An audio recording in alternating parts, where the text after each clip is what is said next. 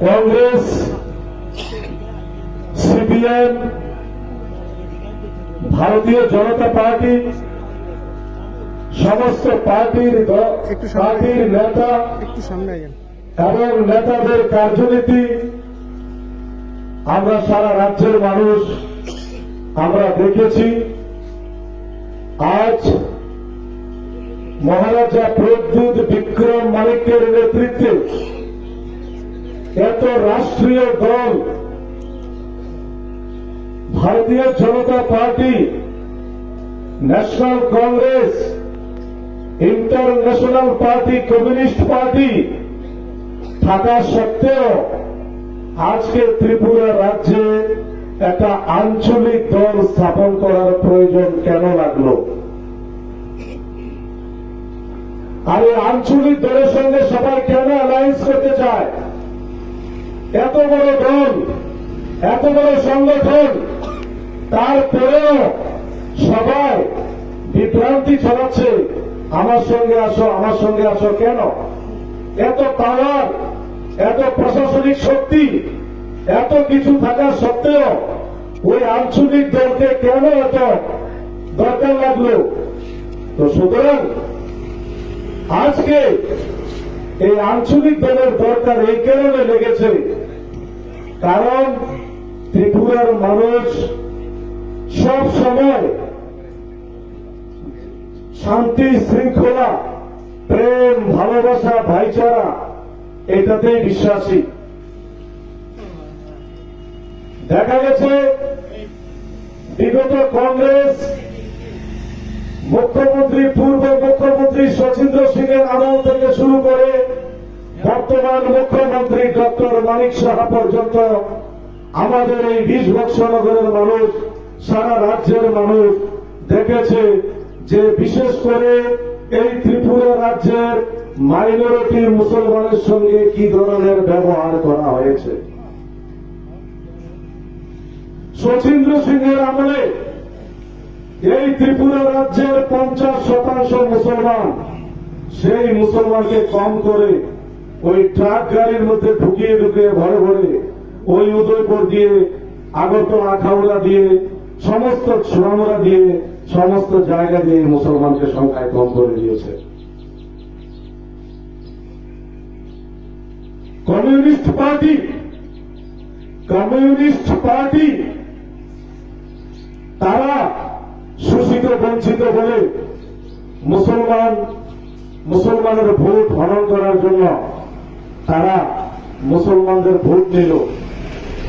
ত্রিপুরা রাজ্যের সমস্ত জনগণ কমিউনিস্ট পার্টিকেও ক্ষমতায় রেখেছে 25 বছর, কিন্তু আজ আপনার ছেলেমেয়ের লিভিং স্ট্যান্ডার্ড কোথায়? আর নেতাদের ছেলেমেয়ের লিভিং স্ট্যান্ডার্ড কোথায়? তারা যখন ভোটের জন্য আসবেন তখন তাদেরকে বলবেন আমার সঙ্গে চোখ মিলাও, আমার সঙ্গে 8 से 8 মিলাকে ভাগ করো, চোখ মিলিয়ে ভাগ করো। সে পারবে না, সে জবাব দিতে পারবে না। কারণ আপনারা জানেন আমাদের লিভিং স্ট্যান্ডার্ড, আমরা কিভাবে আছি।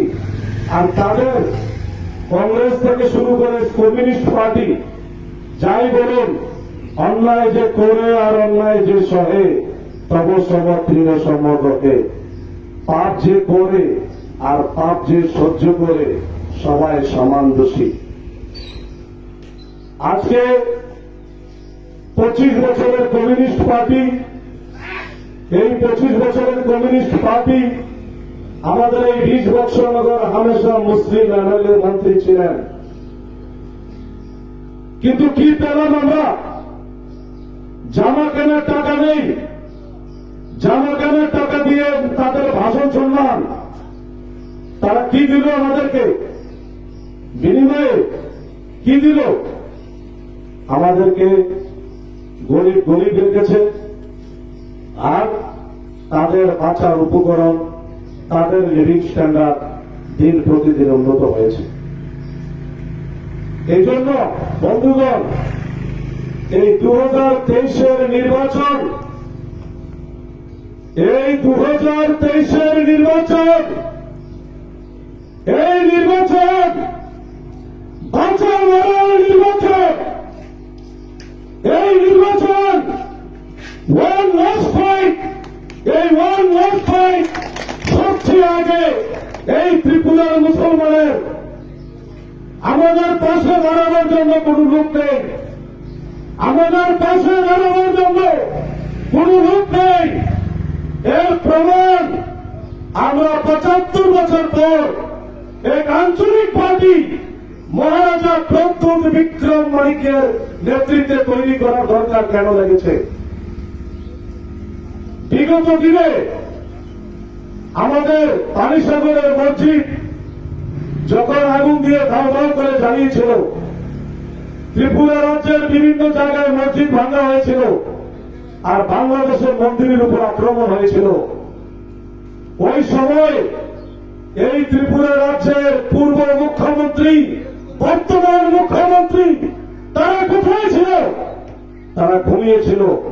কারণ তারা মুখ এই কারণে খোলে না যে যদি মুখ খোলে হয়তো বা পার্টির পজিশন চলে যাবে।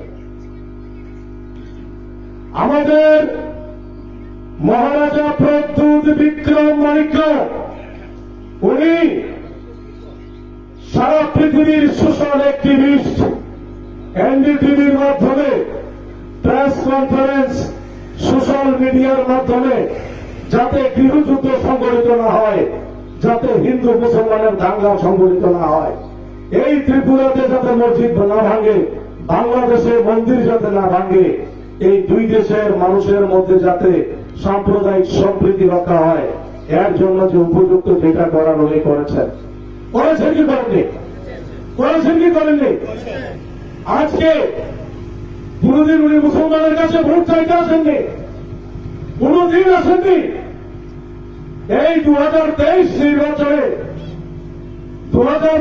নির্বাচনে একটা সুযোগ, একটা মৌকা আমাদের মহারাজা প্রদ্যোৎ বিক্রম মানিক্য ত্রিপুরা রাজ্যের জেনারেল সিটে টিকিট দিয়ে প্রমাণ করেছেন, মুসলমানকে টিকিট দিয়ে প্রমাণ করেছেন আমি মুসলমানের পাশে আছি।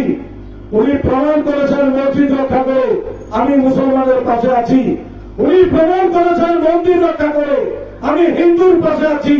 উনি প্রমাণ করেছেন খ্রিস্টান, বৌদ্ধিস্ট ভারতবর্ষের একতা, অখণ্ডতা, সার্বভৌমত্বকে বাঁচিয়ে